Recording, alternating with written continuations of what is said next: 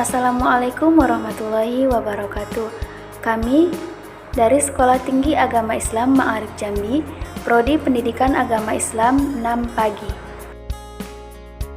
Di sini kami akan memenuhi tugas ujian tengah semester dengan mata kuliah pengembangan kurikulum PAI dengan dosen pengampu Ibu Ria Maharani MPDI.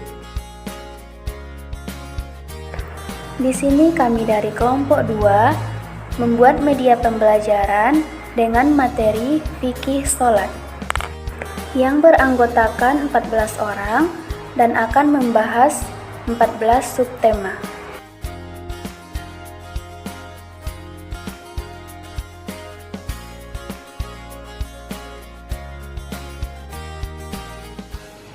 Baiklah, di sini saya akan menerangkan tentang dalil wudhu. Namun daripada itu, terlebih dahulu saya akan menerangkan yaitu tentang pengertian wudhu. Menurut bahasa, wudhu adalah salah satu cara yang digunakan oleh umat muslim untuk mensucikan anggota tubuhnya dengan air. Sedangkan menurut ilmu fikih, wudhu adalah cara yang digunakan oleh umat muslim untuk menghilangkan hadas dan merupakan salah satu syarat sahnya salat. Setelah kita mengetahui apa itu wudhu, sekarang kita masuk ke dalil wudhu. Dalil wudhu yang pertama yaitu dalil wajib wudhu sebelum salat. Allah Subhanahu wa taala berfirman di dalam Al-Qur'an, A'udzu billahi minasy syaithanir rajim. Bismillahirrahmanirrahim. Ya ayyuhalladzina amanu idza qumtum ilas salati faghsilu wujuhakum wa aydiyakum ilal marafiqi wamsahu bi ru'usikum wa arjulakum ilal ka'bayn wa in kuntum junuban fattahharu wa in kuntum marada aw ala safarin aw jaa ahadun minkum minal ghaiti aw lamastumun nisa falam tajidu ma'an فتيمموا صعيدا طيبا فامسحوا بوجوهكم وأيديكم من ما يريد الله ليجعل عليكم من حرج ولكن يريد ليطهركم وليتم نعمته عليكم لعلكم تشكرون. Sadaqallahul azim, yang artinya Allah Subhanahu wa taala berfirman, wahai orang-orang yang beriman, apabila kamu hendak melaksanakan salat, maka basuhlah wajahmu dan tanganmu sampai siku, dan sapulah kepalamu dan basuhlah kedua kakimu sampai kedua mata kaki. Jika kamu junub, maka mandilah, dan jika kamu sakit atau dalam perjalanan atau kembali dari tempat buang air atau menyentuh perempuan yang bukan muhrim, maka jika kamu tidak memperoleh air, maka bertayamumlah dengan debu yang baik atau suci. Usaplah wajahmu dan tanganmu dengan debu itu. Allah tidak ingin menyulitkan kamu, tetapi Dia hendak membersihkan kamu dan menyempurnakan nikmatnya bagimu agar kamu bersyukur. Quran Surah Al-Ma'idah ayat 6. Ayat ini menjelaskan kepada kita bahawa wajib wudhu sebelum salat dan salat tidak sah tanpa wudhu. Namun secara teori praktiknya nanti akan dijelaskan oleh rekan saya yang selanjutnya. Baiklah, mungkin di sini yang dapat saya sampaikan. Terima kasih.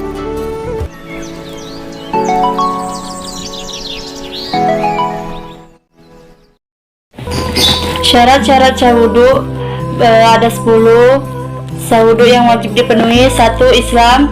Syarat wudhu yang paling prinsip adalah beragama Islam tak sah wudhunya kalangan non-muslim. Menurut pendapat Imam Nawawi, wudhu adalah ibadah badaniyah, sehingga secara jasmani orang yang beragama Islamlah yang boleh dan sah melakukan wudhu. 2. Tamyiz, dapat membedakan baik dan buruknya suatu pekerjaan anak kecil dan orang gila yang melaksanakan syarat wudhu dianggap tidak sah karena belum bisa membedakan hal yang baik dan buruk. 3. Bersih dari haid dan nifas. Tak sah wudunya bagi perempuan yang masih haid dan nifas. Mereka juga dilarang salat dan membaca Al-Quran, sehingga mereka sebenarnya tidak perlu berwudu. 4. Tidak ada penghalang basuhan air sampai kulit. Jika anggota tubuh tertutup sesuatu seperti getah, kutek, dan cat, maka harus dibersihkan terlebih dahulu sebagai syarat wudhu. Jika air tak sampai kena kulit, maka wudhu tidak sah. 5. Bersih dari sesuatu yang dapat mengubah air seperti zat faran. 6. Mengetahui rukun wudhu. Fardu wudhu ada 6, yakni niat, membasuh wajah, membasuh kedua tangan, mengusap kepala, membasuh kedua kaki sampai mata kaki, dan tertib. 7. Mengetahui sunnah wudhu. Sunnah wudhu bukan bagian dari rukun wudhu, tapi bernilai pahala jika dikerjakan. Sunnah wudhu ada 10, yaitu bersiwak, membaca basmalah, berkumur-kumur, membasuh lubang hidung, menyapu seluruh rambut dengan air, mendahulukan anggota wudhu yang kanan dan pada yang kiri, menyapu kedua telinga luar dan dalam, membasuh dan menyela-nyela jari tangan dan kaki. 8. Air suci. Seorang yang wudhu tetap berprasangka bahwa air yang ia gunakan adalah air yang suci. Jika ia berprasangka bahwa airnya adalah air yang mutanjis, air yang terkena najis, wudhunya tidak sah. 9. Masuk waktu salat. Ini adalah syarat bagi orang yang selalu berhadas. Misalnya orang-orang terkena istihadah, biasanya mereka melakukan wudhu saat masuk waktu salat saja. 10. Berulang-ulang.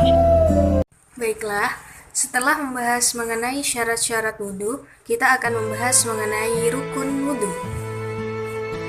Jadi, menurut mazhab Syafi'i, rukun wudhu itu ada 6, sebagaimana disebutkan dalam kitab Safinatun Najah oleh Syekh Salim bin Sumair Al-Hadrami dalam kitabnya Safinatun Najah dengan bunyi sebagai berikut.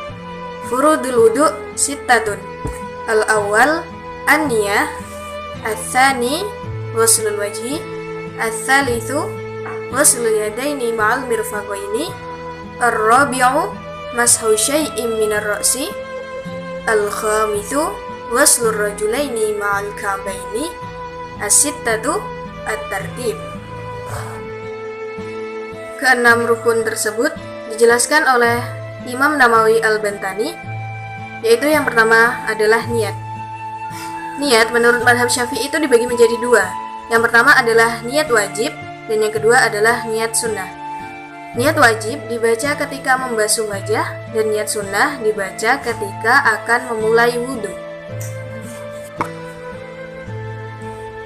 Yang kedua adalah membasuh wajah. Jadi ketika membasuh wajah, itu batasnya adalah tempat tumbuhnya rambut sampai kepada batas rahang bawah.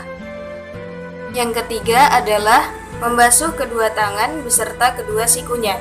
Jadi untuk membasuh kedua tangan beserta kedua sikunya itu harus berurutan dari tangan kanan kemudian tangan kiri. Yang keempat adalah mengusap kepala. Untuk mengusap kepala itu dimulai dari bagian depan rambut hingga bagian atas kepala. Yang kelima adalah membasuh kaki beserta kedua mata kakinya. Untuk membasuh kaki itu dimulai dari telapak kaki hingga kedua mata kaki. Sementara itu, untuk bagian lutut hingga betis itu hukumnya adalah tidak wajib. Rukun wudhu yang keenam atau yang terakhir itu adalah tertib. Tertib di sini maksudnya adalah melakukan semua gerakan-gerakan wudhu itu secara berurutan, dimulai dari awal hingga akhir. Baiklah, selanjutnya di sini saya akan membahas sunnah wudhu. Adapun sunnah wudhu yang pertama itu membaca basmalah. Dianjurkan bagi seorang muslim untuk membaca bismillah di setiap kegiatannya termasuk berwudhu. Dan yang kedua membaca niat wudhu. Dalam kitab karya Imam Nawawi disebutkan bahwa disunnahkan membaca niat wudhu sebelum berwudhu. Dan yang ketiga, menyuci telapak tangan. Jika salah satu dari kalian bangun dari tidur, maka janganlah memasukkan kedua tangan ke dalam wadah air hingga dia mencucinya terlebih dahulu, sebab dia tidak tahu di mana tangannya tadi malam. Hadis riwayat Bukhari dan Muslim. Dan yang keempat, bersiwak. Bersiwak ini merupakan sunnah yang dianjurkan untuk umat muslim lakukan sebelum berwudu. Yang kelima, berkumur-kumur. Berdasarkan pendapat Imam Syafi'i, berkumur-kumur artinya meletakkan air di dalam mulut. Dan yang keenam, istinsya. Istinsya ini merupakan kegiatan menghirup air ke dalam lubang hidung dan selanjutnya dikeluarkan kembali. Dan yang ketujuh, mengusap seluruh kepala. Rasulullah mengusap kepalanya dengan kedua tangannya dari muka ke belakang dan dari belakang ke muka. Yang kedelapan, mengusap kedua telinga. Disunnahkan saat sedang mengusap telinga, pakailah air yang baru. Maksudnya tidak menggunakan air bekas untuk mengusap kepala. Yang kesembilan, mendahulukan bagian kanan. Maksudnya mendahulukan bagian kanan, baru setelah itu dilanjutkan ke bagian kiri. Yang ke-10, mengusap 3 kali. Disunnahkan sunnah wudhu selanjutnya dengan membasuh atau mengusap 3 kali. Dan yang terakhir itu berdoa setelah berwudhu. Baiklah, sahabat-sahabat semuanya, saudara-saudari sekalian, saya Mas Hamdi akan melanjutkan materi tentang wudhu. Sebelumnya kawan-kawan saya sudah menjelaskan tentang rukun-rukun wudhu, dalil-dalil wudhu, sunnah-sunnah wudhu, dan yang membatalkan wudhu, dan seluruh yang membahas tentang wudhu sudah dibahas oleh kawan-kawan saya sebelumnya. Saya akan mempraktekkan karena saudara-saudara, sahabat-sahabat sekalian sudah mengetahui rukun wudhu, dalil wudhu, sunnah wudhu, yang membatalkan wudhu. Saya akan mempraktekkan tata cara berwudhu. Bagaimana sih tata cara berwudhu itu? Oke, langsung saja kita mempraktekkan tata cara berwudhu yang benar sesuai ajaran Islam mazhab Imam Syafi'i. Kalau ada yang lain yang kurang paham atau yang tidak sesuai, nanti mungkin ada mazhab lain gitu. Oke, langsung saja. Yang pertama sekali di dalam wudhu ini yaitu kita membaca Bismillah. Oke, langsung saja ya. Pertama dikerahkan jangan lupa ya. Yang pertama kita membaca Bismillah sambil mencuci tangan sampai pergelangan tangan seperti ini. Ini jelas ya. Nah, setelah ini hukumnya disunahkan membaca Bismillah dan membaca tangan. Sunnah. Selanjutnya berkumur-kumur 3 kali. Kalau disunahkan 3 kali, ini hukumnya juga sunnah, yaitu berkumur seperti ini. Kali juga.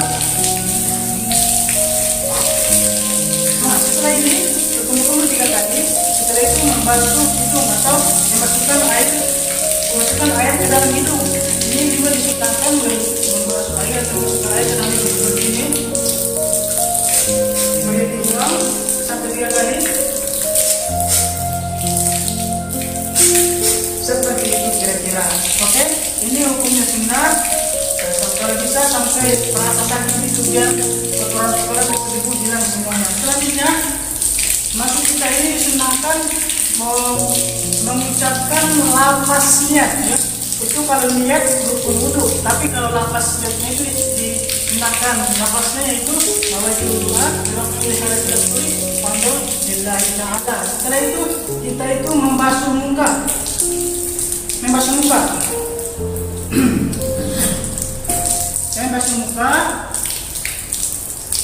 Membasuh muka itu seperti ini kira-kira ya. Dibasuh. Pas jatuhnya air ke dalam wajah, disitulah rukun niat itu. Disitulah kita membaca niat yang tadi, nama itu doa kalau kira hadis Rasul kalau la ilaha illallah artinya sengaja dulu untuk mengangkat hadis kecil karena Allah Taala. Selanjutnya itu membasuh muka ini disunahkan 3 kali. Batas wudhu itu ialah dari tumbuhnya rambut sampai dagu. Ini kalau dari atas dari bawah ke bawah ya, atas ke bawah. Kalau dari samping yaitu dari ini paku telinga atau anak telinga, dari kanan ke kiri ini harus basah semua biar wudhunya sempurna. Yaitu 3 kali, dari berapa kali? 2 kali ya, 3 kali. Nah, disunahkan juga seperti ini ya. Jual airnya merata. Selanjutnya membasuh kedua tangan. Ini rukun wudhu, membasuh kedua tangan itu rukun wudhu ada 3 ya. Ada 6. Yang pertama tadi niat sudah, membasuh muka sudah. Selanjutnya itu membasuh kedua tangan. Membasuh kedua tangan itu dari ujung jari-jari sampai perjalanan sampai pergelangan sampai ke ujung siku. Nah ini disunahkan 3 kali. Kalau bisa dilebihkan biar lebih sempurna, lebih berat airnya kalau ada air yang tidak basah. Nah selanjutnya disunahkan juga menyela-nyela jari-jari. Nah dan disunahkan juga mendahulukan tangan kanan 3 kali. 1, 2, 3. Habis itu tangan kiri 1, 2, 3. Nah disunahkan lagi menyela-nyela jari-jari. Sudah selanjutnya melakukan rukun yang keempat, yaitu membasuh sebagian rambut. Kalau masak Syafi'i sebagian saja, tidak apa-apa, seperti ini sudah. Kalau anak, udah itu udah sah. Tapi disunahkan itu seluruh rambut dibersihkan atau dibasahi. Minimal kata Imam Syafi'i, kalau masih Syafi'i minimal ada terkena air itu 3 rambut itu minimal ada 3 rambut. Oke, disunahkan menyeluruh dan disunahkan 3 kali. Selanjutnya membasuh kedua telinga. Nah ini hukumnya sunnah, disunahkan membasuh telinga. Cara membasuh telinga itu kalau bisa dimasukkan, diputar dulu ke dalam karena di sini banyak lubang-lubang, takut tidak kena air atau banyak kuman atau kotoran itu, diputar dulu, lalu ditarik dari bawah, kemudian ke atas. Nah ini disunahkan 3 kali. Oke, dua-duanya serempak ya. 1, 2, 3. Nah sudah, setelah membasuh telinga masuk ke rukun yang kelima, yaitu membasuh kaki. Membasuh kaki ini rukun dari yang kelima ya. Membasuh kaki itu dari ujung jari-jari sampai ke mata kaki. Nah ini harus bersih semua dan disunahkan mendahulukan kaki kanan dan habis itu kaki kiri, dan juga disunahkan 3 kali, dan juga disunahkan menyela-nyela jari-jari. Itu seperti apa? Kalau kaki, ambil jari kelingking, masukkan satu-satu. Ini menyela-nyela jari-jari. Ada juga yang langsung semuanya seperti ini. Disunahkan ya. Nah 3 kali, 1, 2, 3. Itu kaki kiri. 1, 2, 3. Kita selai jari-jarinya dulu. Ada air yang tidak kena gitu ya. Kalau bisa kulit yang panjang dipotong sama seperti tangan tadi. Oke, seperti itu kaki sudah selesai. Sudah habis menurut tadi kan ada 6 seperti yang dibahas oleh kawan sebelumnya. Jadi kalau rukun yang ke-6 itu tertib. Apa itu tertib? Yang mendahulukan rukun yang pertama, kedua, dan selanjutnya berurutan. Muka dulu, tangan jangan tangan dulu baru muka, seperti itu. Selanjutnya kita masuk ke sunnah selanjutnya, yaitu membaca doa sesudah berwudu. Disunahkan juga menghadap kiblat ya. Ini kiblatnya tadi lupa. Berwudu juga sebenarnya disunahkan itu menghadap kiblat. Cuma ini kerannya di sini, gimana mau menghadap kiblat gitu. Selanjutnya sebenarnya kalau berwudu tidak boleh berkata-kata, tapi ini karena tadi belajar atau penjelasan atau materi atau tugas, jadi kita jelaskan saja sebagai bicara. Sebenarnya tidak boleh berkata-kata berwudu. Oke, selanjutnya sunnah wudu itu ada namanya doa sesudah wudu. Seperti apa doa sesudah wudu? Seperti yang sudah dijelaskan sebelumnya, yaitu lapasnya asyhadu an la ilaha illallah wahdahu la syarikalah wa asyhadu anna muhammadan abduhu wa rasuluh. Allahumma ja'alni minat tawwabin wa ja'alni minal mutatahhirin wa ja'alni min ibadika as-shalihin. Amin ya rabbal alamin. Sudah sampai situ penjelasan tentang wudu. Mungkin ada kawan-kawan yang kurang jelas, boleh ditanyakan. Cukup sekian. Wassalamualaikum warahmatullahi wabarakatuh. Baiklah, di sini saya akan melanjutkan penjelasan materi yang sudah dijelaskan sebelumnya. Di sini saya akan menjelaskan tentang dalil sholat. Yang pertama yaitu ada dalil yang mewajibkan sholat. Dalil yang mewajibkan sholat itu sangat banyak sekali, baik dalam Al-Quran maupun hadis Nabi Muhammad. Dan di sini kita akan membahas tentang dalil yang mewajibkan sholat, yaitu 1 dalam surah Al-Baqarah ayat 43 yang berbunyi A'udzu billahi minasyaitonir rajim. Bismillahirrahmanirrahim. Wa aqimus salata wa atuz zakata warka'u ma'ar raki'in. Yang artinya, dan laksanakanlah salat, tunaikanlah zakat, dan rukuklah beserta orang yang rukuk. Berdasarkan surah Al-Baqarah tersebut, kita dapat menarik kesimpulan bahwa memang salat itu telah diperintahkan oleh Allah Subhanahu wa taala. Dan ketika kita melaksanakan salat, maka kita akan mendapatkan pahala. Ketika kita tidak melaksanakan sholat, maka kita akan mendapatkan dosa. Yang kedua yaitu keutamaan menjalankan sholat, yaitu dalam surah Al-Ankabut ayat 45 yang berbunyi Bismillahirrahmanirrahim wa aqimis sholah innas sholata tanha 'anil fahsya'i wal munkar, yaitu dan laksanakanlah sholat, sesungguhnya sholat itu mencegah perbuatan dari yang keji dan yang munkar. Berdasarkan surah Al-Ankabut tersebut, kita dapat mengetahui bahwa kandungan surah tersebut ialah ketika kita melaksanakan sholat, insya Allah kita akan terlindungi dari perbuatan yang keji dan munkar. Terima kasih. Saya akan menjelaskan tentang syarat-syarat wajib sholat. Yang pertama yaitu aurat tertutup. Pastikan jangan sampai ada pakaian yang tersingkap, seperti pakaian yang kekecilan sehingga dapat terbuka saat melakukan gerakan sholat. Yang kedua, suci. Tubuh, pakaian, dan tempat sholat suci dari hadas serta najis. Yang ketiga, yaitu bersuci. Wudhu sesuai yang sudah diajarkan oleh Rasulullah SAW. Yang keempat, masuk waktu sholat, yaitu melaksanakan sholat tepat pada waktunya. Yang kelima, menghadap arah kiblat. Yang keenam, yaitu tumak-ninah, tenang, khusyuk, fokus, dan tertib, atau urut sesuai dengan rukun sholat. Baiklah, saya akan melanjutkan materi yang di atas, yaitu syarat-syarat sholat. Syarat-syarat sholat menjadi 5 bagian. Yang pertama, setelah memasuki waktu sholat. Yang kedua, suci dari hadas kecil dan hadas besar. Yang ketiga, suci dari badan, tempat, dan pakaian. Yang keempat, menutup aurat. Dan yang kelima, menghadap kiblat. Sekian dari saya. Assalamualaikum warahmatullahi wabarakatuh. Baiklah, di sini perkenalkan, nama saya Selvi Sulistian. Pertama, saya akan menjelaskan tentang rukun-rukun sholat. Nah, rukun sholat itu tersendiri terbagi menjadi 9 tahap. Yang pertama adalah ada niat, yang kedua adalah takbir ihram, yang ketiga ada qiyamah, yang keempat adalah membaca surat Al-Fatihah, yang kelima adalah ruku, yang keenam ada iftidal, yang ketujuh ada sujud, sedangkan 8 adalah duduk di antara 2 sujud. Yang ke-9 adalah duduk sambil membaca tasyahud terakhir. Yang ke-10 tasyahud terakhir. Yang 10 ashadul Ibrahim setelah sujud. Yang ke-13 adalah salam.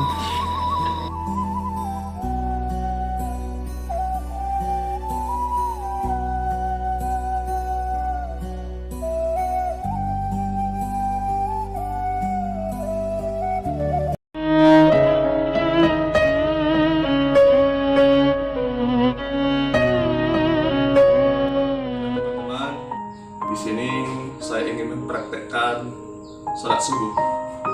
Perlu teman-teman ketahui, dalam sholat yang harus kita perhatikan, yang pertama rukun qauli, salah satunya surah Al-Fatihah. Dalam hadis mengatakan, la sholata liman lam yaqra' li fatihatil kitab. Tidak sah sholat seorang hamba jika surah Al-Fatihahnya tidak benar. Maka daripada itu, saya ingin mempraktekkan sholat subuh. Mulai.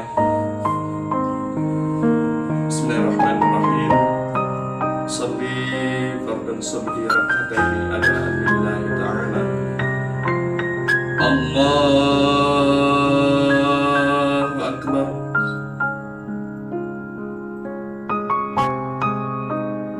Bismillahirrahmanirrahim. Alhamdulillahi rabbil alamin. Ar-Rahmanir Rahim. Maliki yaumiddin. Iyyaka na'budu wa iyyaka nasta'in. Ihdinas siratal mustaqim. Siratal ladzina an'amta 'alaihim ghairil maghdubi 'alaihim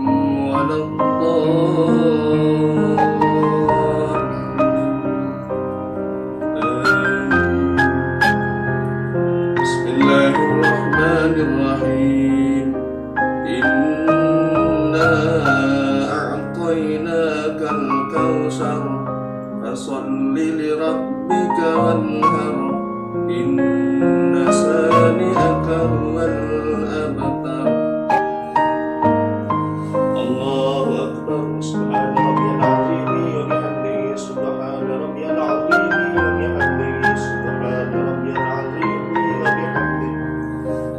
سمع الله لمن حمده ربنا لك الحمد الله أكبر سبحان ربي الأعلى بحمده سبحان ربي الأعلى بحمده سبحان ربي الأعلى بحمده الله أكبر رب اغفر لي وارحمني واجبرني وارفعني وارزقني واهدني وآتني واعف عني الله أكبر Materi hal-hal yang membatalkan salat. Halo semua, saya Linda Cynthia ingin menjelaskan hal-hal yang membatalkan sholat. Pertama, yaitu aurat tiba-tiba terbuka. Yang kedua, niat sholat berubah. Yang ketiga, meninggalkan rukun sholat dengan sengaja. Yang keempat, membelakangi kiblat. Yang kelima, terkena najis. Yang keenam, berbicara, tertawa, bergerak dengan sengaja. Yang ketujuh, dalam keadaan berhadas. Yang kedelapan, murtad dari agama. Sekian dari saya, bye-bye.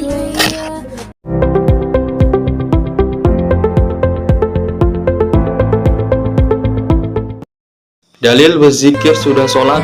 Hadis riwayat Muslim. An Abi Hurairah wa an Abi Sa'id al-Khudri annahuma syahida 'ala an-nabi sallallahu alaihi wasallam annahu qala la yaqudu qaumu yadhkurunallahu 'azza wa jalla illa hafathumul malaikah wa ghashiyatuhumur rahmah wa nazalat 'alaihim sakinah wa zakrullahu fi ma inda. Rawahu Muslim. Dari Abi Hurairah dan Abi Sa'id al-Khudri bahwa keduanya telah menyaksikan Nabi Shallallahu Alaihi Wasallam. Beliau bersabda, tidak berkumpul suatu kaum sambil berzikir kepada Allah Azza wa Jalla kecuali para malaikat mengelilingi mereka, rahmat menyelimuti mereka, dan ketenangan hati turun kepada mereka, dan Allah menyebut mereka di hadapan makhluk yang ada di sisinya. Hadis riwayat Muslim. Dalil zikir setelah sholat, maka saya akan mempraktekkan mengenai zikir setelah sholat. Baiklah, langsung saja saya akan memulai.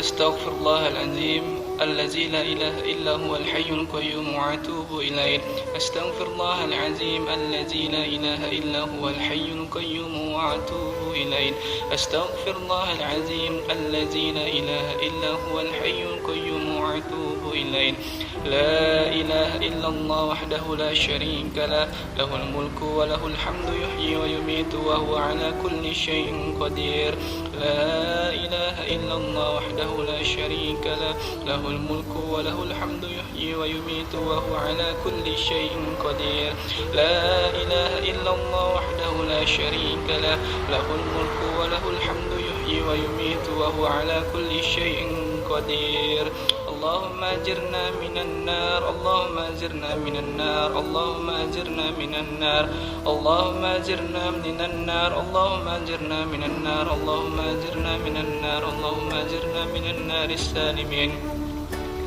اللهم أنت السلام ومنك السلام وإليك يعود السلام فحينا ربنا بالسلام وأدخلنا الجنة دار السلام تباركت ربنا وتعاليك يا ذا الجلال والإكرام أعوذ بالله من الشيطان الرجيم بسم الله الرحمن الرحيم الحمد لله رب العالمين الرحمن الرحيم مالك يوم الدين إياك نعبد وإياك نستعين اهدنا الصراط المستقيم صراط الذين أنعمت عليهم غير المغضوب عليهم ولا الضالين آمين وإلهكم إله واحد لا إله إلا هو الرحمن الرحيم الله لا إله إلا هو الحي القيوم لا تأخذه سنة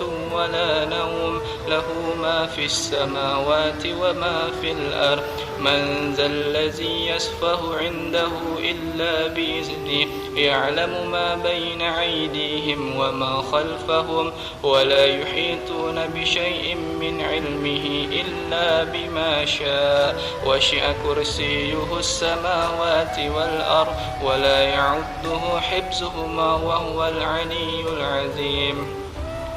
اللهم أئنا على ذكرك وشكرك وحسن عبادتك. إلهنا ربنا أنت مولانا. سبحان الله سبحان الله سبحان الله سبحان الله سبحان الله سبحان الله سبحان الله سبحان الله سبحان الله سبحان الله سبحان الله سبحان الله سبحان الله سبحان الله سبحان الله سبحان الله وبحمده دائما قائما أبدا. الحمد لله الحمد لله الحمد لله الحمد لله الحمد لله الحمد لله الحمد لله الحمد لله الحمد لله رب العالمين على كل حال وفي كل حال ونعمة. الله أكبر الله أكبر الله أكبر الله أكبر الله أكبر الله أكبر الله أكبر الله أكبر كبيرا والحمد لله كثيرا وسبحان الله بكرة وأصيلا. لا إله إلا الله وحده لا شريك له له الملك وله الحمد يحيي ويميت وهو على كل شيء قدير وإليك المشير ولا حول ولا قوة إلا بالله العلي العظيم.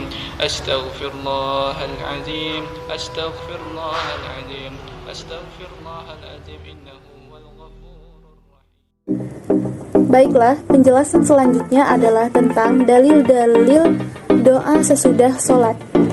Adapun dalil yang pertama yaitu dari hadis riwayat Abu Daud. Usika ya Mu'adz la tada'anna fi duburi kulli sholati taqulu Allahumma a'inni ala dzikrika wa syukrika wa husni ibadatik. Yang artinya, aku wasiatkan padamu wahai Mu'adz, janganlah engkau tinggalkan untuk berdoa setiap dubur sholat atau akhir sholat. Allahumma a'inni ala dzikrika wa syukrika wa husni ibadatik. Ya Allah, tolonglah aku agar senantiasa mengingatmu, bersyukur kepadamu dan memperbagus ibadah kepadamu. Hadis riwayat Abu Daud. Kemudian yang kedua yaitu dikutip perkataan Imam Mujahid sebagai berikut. Inna sholawati ju'ilas fi khairil awqati fa'alaikum biddu'ai khalfa sholawat. Sesungguhnya pada sholat itu dijadikan sebagai waktu paling baik bagi kalian untuk berdoa, yakni setelah sholat. Kemudian hadis yang ketiga yaitu dari Abu Umamah. Ia berkata, dikatakan kepada Rasulullah SAW, apakah doa yang paling didengarkan? Rasulullah menjawab, doa di tengah malam dan doa di akhir sholat wajib. Hadis riwayat At-Tirmidzi. Demikianlah penjelasan tentang dalil-dalil doa sesudah sholat.